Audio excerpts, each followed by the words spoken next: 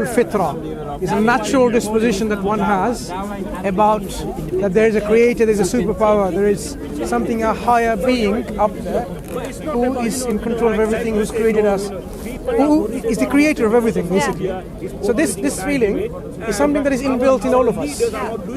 Our for a part, I can believe in like evolution, like just physical and chemical and biological, but then still like thoughts and how humans interact. I find that so interesting. Like, in terms of our place in the cosmos, I mean, our heart and our mind, our intellect tells us there is a supreme being out there. yeah, like It's not a matter of a chance or there's nothing, absolute nothingness. It's not like this. So, by their own, dogmatism, science cannot really say there is a creator. Okay, it has its own problems. So science, unfortunately, has become a bit dogmatic. They have taken a stance, and there are reasons for it. I'm sure you know. You know, when during the early centuries, few centuries ago, when Europe was under Catholicism, and there was this scientists trying to understand the reality, understand the physical laws, and they were they were actually prevented from doing so because Galileo is an example who was under house arrest. Yeah. Since then, science somehow, or scientific community at that time, who were rational or rationalist thinkers, who had this grudge against the church, or the Catholic Church in particular. And later on, when Karl Marx produced his book, Das Kapital, and then you had Charles Darwin coming along with the origin of the species, they found a platform in which they can now stand and say, look, we don't have to believe in these creation theories of God or not. This is all natural. Okay? This is all natural mechanism, and this is how we explain it. And that's how science took that angle from there onwards. And now scientists, if you are a scientist, you have to be by default not believer in a creator, because otherwise it doesn't work. You'll be called like pseudo-scientist. How can you be a scientist and believe in a creator? I have one of my best friends, like I studied medicine. She's like a really believer of the Christian faith, so she believes in God, but she still like has to do the science and deals with all of that, and she just sort of separates, like, this is my work, I just see what I see, and this is what I believe in, and this is how I feel about it. So there are many scientists who are theists, who believe in God. But in the scientific community, if you want to publish in a peer-reviewed journal about the wonders of the creation and link that with God, come on, no one's going to take it. But it's the same if you have in science, like if you have negative results, nobody will take it. So that's why we're saying science has become dogmatic, and that's why the question about the existence of God is not really a scientific one, is it? I don't think so. So since you know in your heart and your mind, that there is a creator out there, there may have been confusions about who this creator is because of our upbringing. You may have born in a Christian family or an atheist family.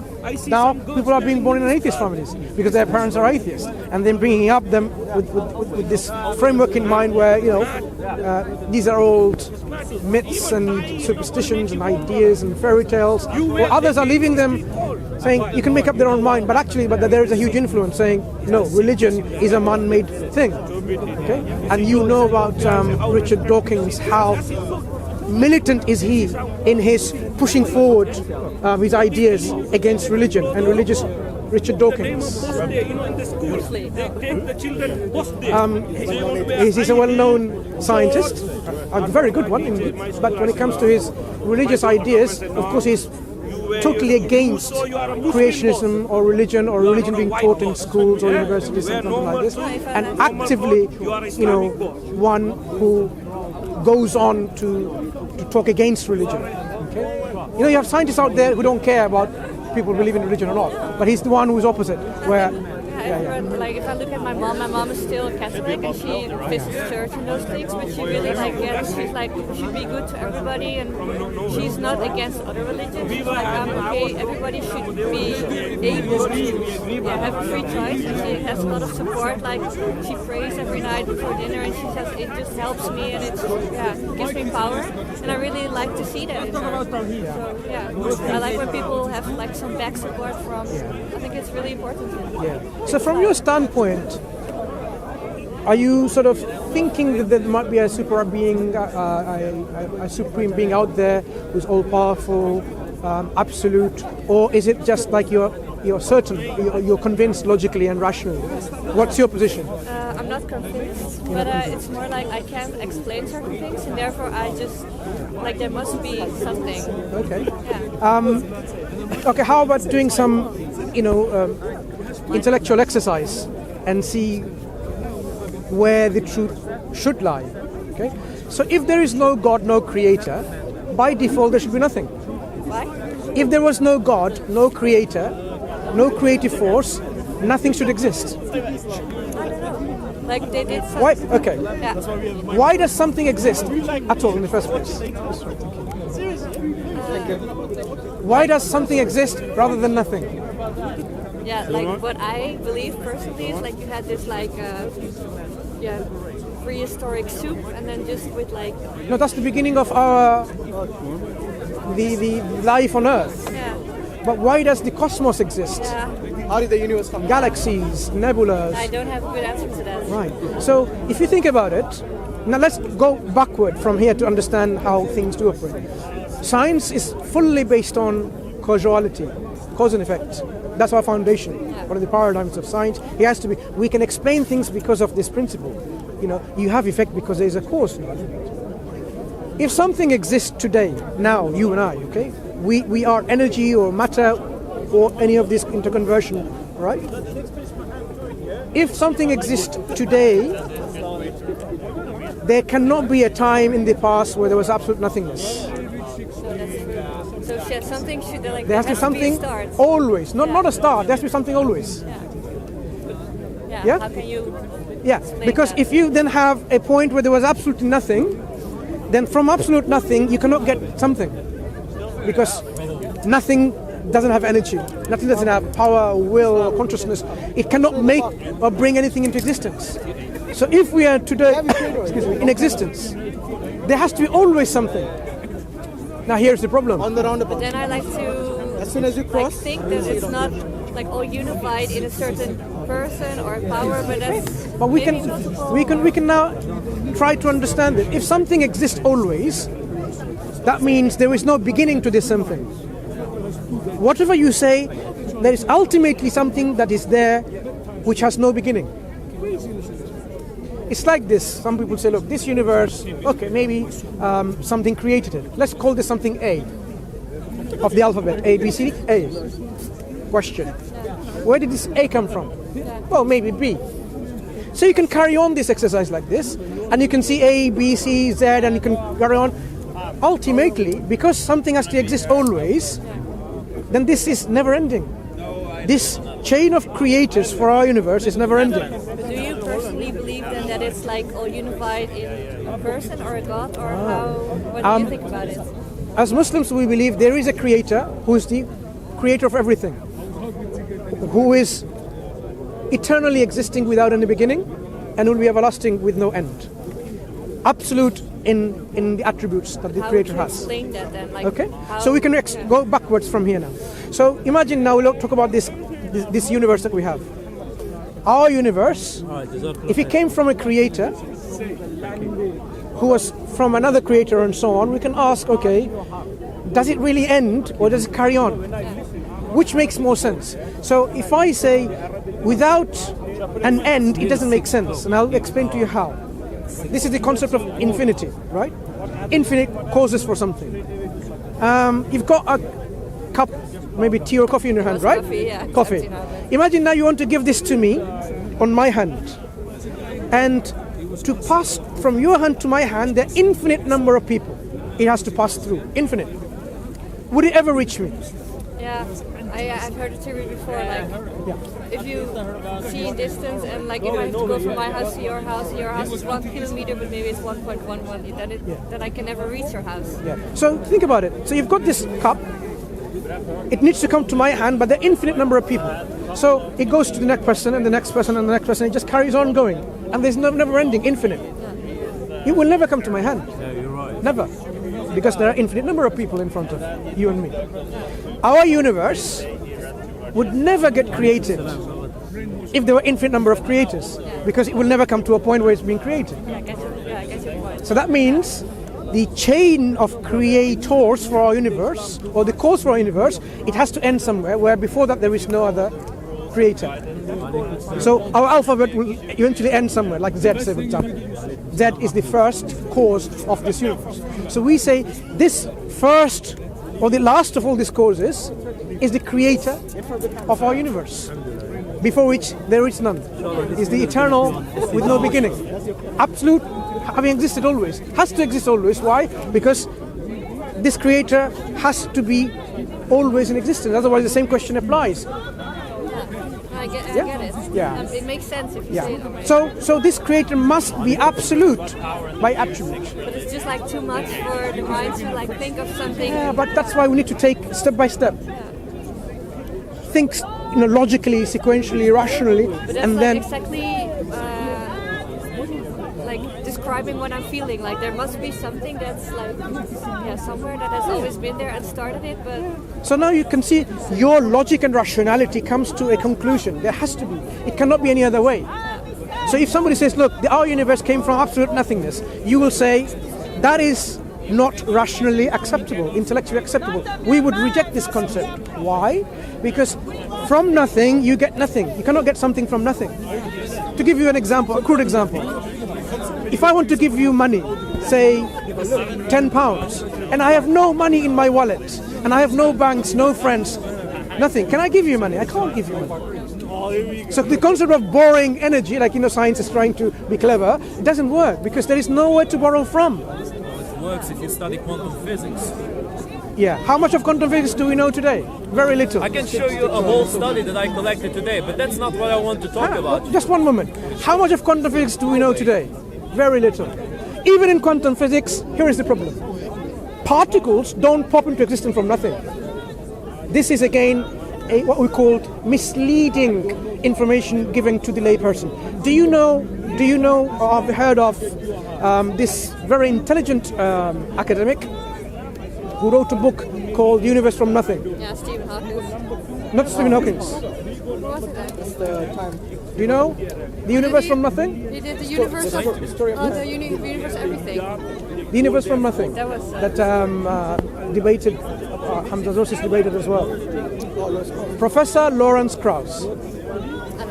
I had opportunity of meeting him very briefly in a book signing occasion after his debate. After his lecture he gave on this very occasion. And I asked him, why are you deceiving people? If I remember correctly, it was a long time ago, right? So something along this line. When you know that you don't believe the universe came from nothing, it came from something. He said, I described that in my book, what is nothing. So his nothing is something. So he's being honest, but the title of his book and the presentation, people are misled. People think, yeah, the universe came from nothing, when his nothing is actually something. Yeah? This has to start somewhere. Yeah, he described something. With quantum physics. Einstein himself, he was against quantum physics. Can you get something from nothing? Are you asking me? Yes. I never did the experiment. Then How can I tell there's you no with point any discussing this certainty anymore. if it's possible or not?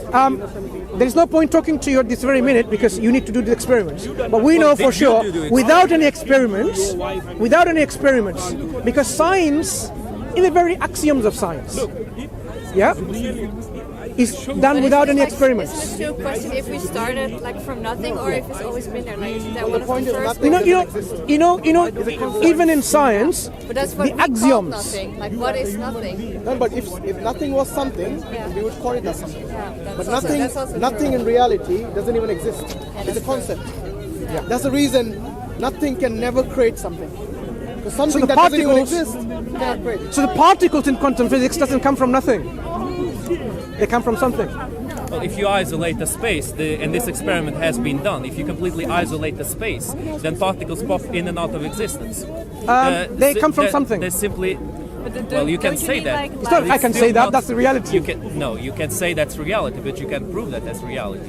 You can only assume. Just one thing. Do you know what nothing is to the philosophers? I want to make something perfectly clear. I'm not saying something can come from nothing or Good. not. What I'm saying Oh, he is said you you cannot. can't say for We can. certain. Yes, we can. that Yes, we can. No, you can't. Okay. That's What is- something And this is Okay. exactly what I wanted to I talk think with the that's- two of I you. think that's just we don't know enough about it. Like, what is there? Like, Okay, exactly let me they define found what us- nothing is. That's exactly it. And Okay. Because we just don't First know of all, after today, I brought the study because last time you caught me off guard. One and moment. you too. One moment. So you can talk to me if you want. I didn't even discuss So with you last week. And you ran away. Nothing, Not last week.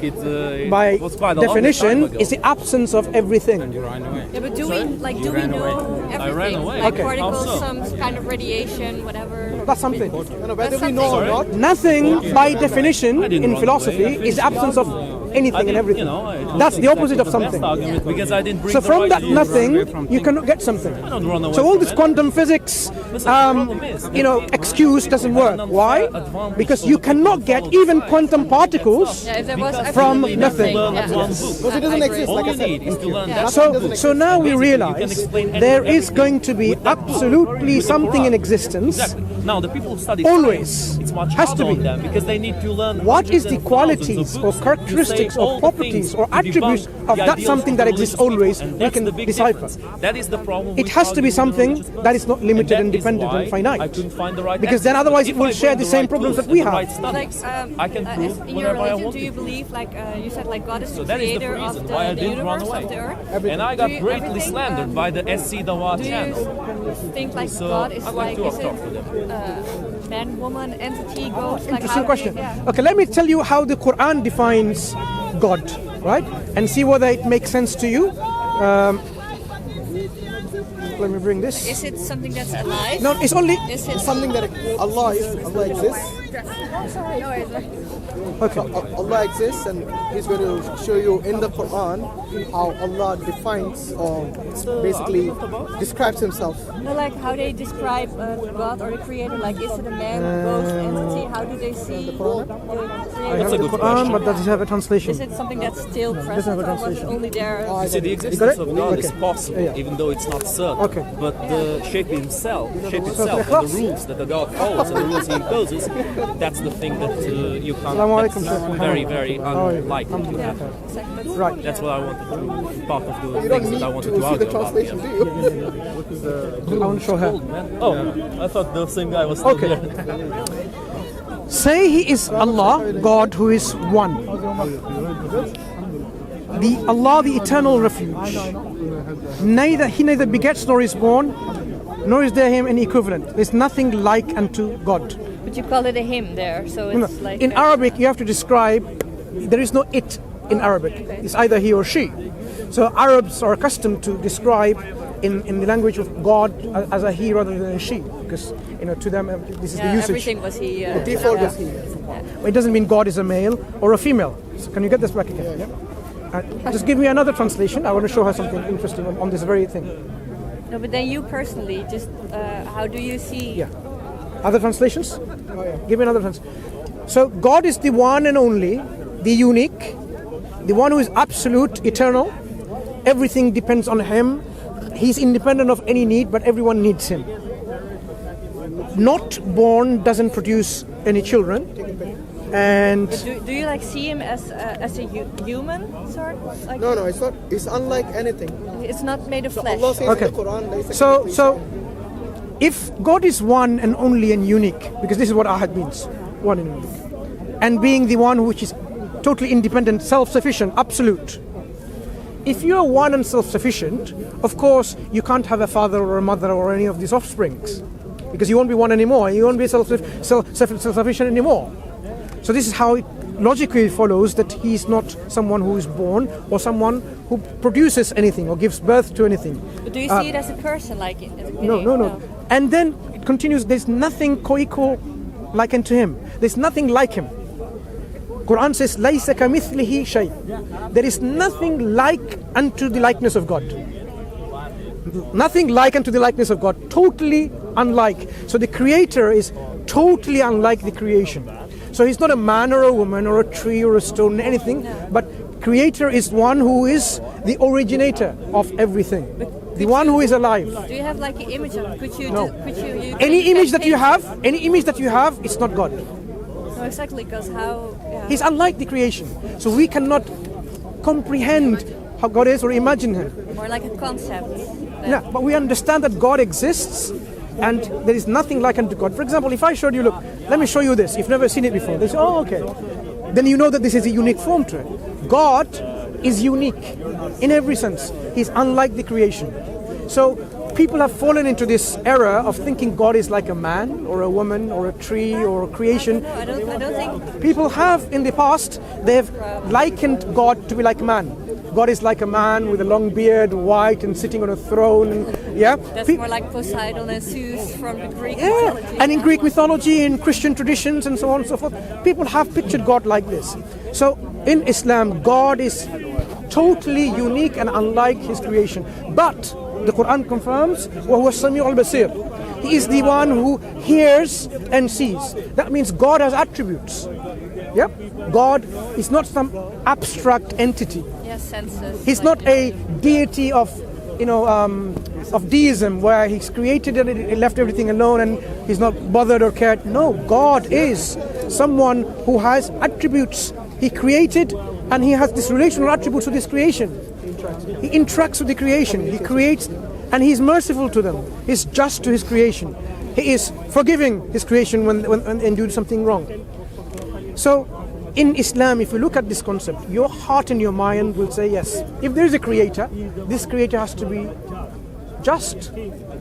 Has to be just. This creator cannot just say to one nation, oh, I am like this, like a monkey, and I am like this or like that. And there has to be continuous uniformity of this message, consistency of the message, consistency. And that's why the Quran reminds us with the past nations of the prophets and messengers that were sent before. It's a reminder, look, God sent to them, worship God, worship Allah, and wajtanibut taghut, and stay away, shun, resist the worship of false gods and false ideas of creators. So your heart, as you know, longs for submitting and surrendering and reverence to someone. If it's not directed to God, it will be directed to something else, like to a musician or a music star or a pop star or a footballer or something, or your own desires. People have these feelings of reverence and gratitude to something. If it's not directed to God, it goes somewhere else. And that's why God is saying, no, don't make your own desires as God. Don't worship the creation, but worship the one who created you. Worship the one who created you and the one who those before you, so that you may be muttaqoon, so that you may be pious, so that you be God conscious, because God wants us to know Him. He didn't create us like angels where you have no choice. Angels don't disobey God. We don't believe in Satan as a fallen angel. It doesn't make sense. Angels don't have any disobedience, no free will. But He created us with a free will. With a free will, you can say, yes, I accept you, and I acknowledge you, and I choose you as my, and I submit to you and surrender to you. This is what Islam is. This sincere recognition of your own self, and to surrender your will to the will of the one true God, that makes you a Muslim or a Muslimah. Anyone who does that is a Muslim. So over the time and in centuries, every individual who did this, humbly, willingly and sincerely, they humbled themselves to God and surrendered their will to God, they were Muslims. So you would not be then surprised if we said Jesus was a Muslim, Moses was a Muslim, Abraham was a Muslim, Solomon was a Muslim, because that's the state of submission. Islam is not a new thing that people often mistake for. Islam is the continuation of the same message of God, but the finality of that message through the final messenger, Prophet Muhammad ﷺ. Finality of this message. God has, in His wisdom, sent prophets and messengers throughout times, but He sent now a universal messenger with universal message within the Quran and the teaching of the Prophet, that it is now sufficient for all times and all places. You don't need another prophet or a messenger to come to guide us.